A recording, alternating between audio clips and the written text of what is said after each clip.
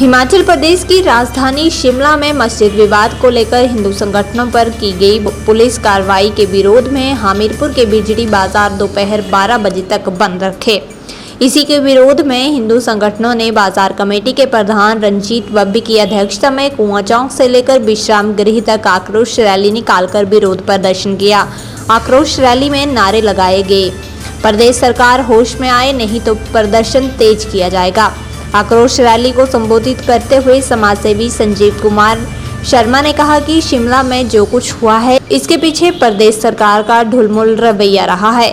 जब कभी हिंदू अपने हक की बात करते हैं तो उनके ऊपर पुलिस प्रशासन पूर्ण कार्रवाई करती है, जिसे सहन नहीं किया जाएगा। हिमाचल प्रदेश में आज ऐसा माहौल बना है, उसकी जिम्मेदार प्रदेश सरकार और शिमला प्रशासन है। उन्होंने कहा कि हिमाचल प्रदेश में ऐसे लोग रह रहे हैं जिनके पास कोई आधार कार्ड नहीं है, किसी प्रकार की पहचान नहीं है। ऐसे लोगों के खिलाफ कड़ी से कड़ी कार्रवाई होनी चाहिए ताकि समाज दूषित होने से बच सके। हिमाचल प्रदेश एक शांति प्रिय प्रदेश है, यहाँ के भोले भाले लोग हैं, इनकी सद्भावना का कुछ लोग गलत फायदा उठा लेते हैं और ऐसे लोगों को प्रदेश सरकार और प्रशासन संरक्षण देती है। इसी के साथ बिजड़ी पंचायत के प्रधान संजय शर्मा ने भी आक्रोश रैली को संबोधित करते हुए कहा कि जो लोग हिंदू धर्म, हिंदू संस्कृति, हिंदू रीति रिवाज को ठेस पहुंचाते हैं वे कभी हिंदुस्तान के नहीं हो सकते।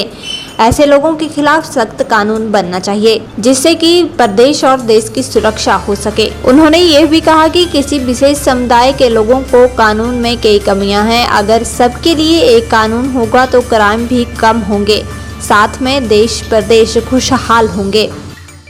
हमारे देश के दुश्मन हैं जो देश के कानून के अनुरूप या हमारे धर्म की आस्था के अनुरूप यहाँ नहीं रह रहे हैं, वो हमारे दुश्मन हैं। तो हमें उन दुश्मनों को बाहर खदेड़ना होगा।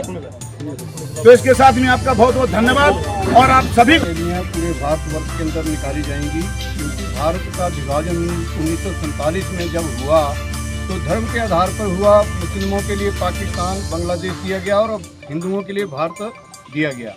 आज जो भारत के अंदर जो मुसलमान रह रहे हैं वो बड़े शांतिपूर्वक तरीके से हिंदुओं के बीच में रह रहे हैं, परंतु जो बाहर से जो अप्रवासी जो जैसे बांग्लादेश से रोहिंग्या मुसलमान यहाँ पर आके, जिनका ना कोई आधार कार्ड है ना कोई आई कार्ड है, वो यहाँ पर आके घुसपैठियों की तरह हमारे बीच में रह रहे हैं, परंतु हम उनको पहचान नहीं पा रहे हैं। इसलिए क्योंकि हमारे लोग ही उनके साथ मिले हुए हैं।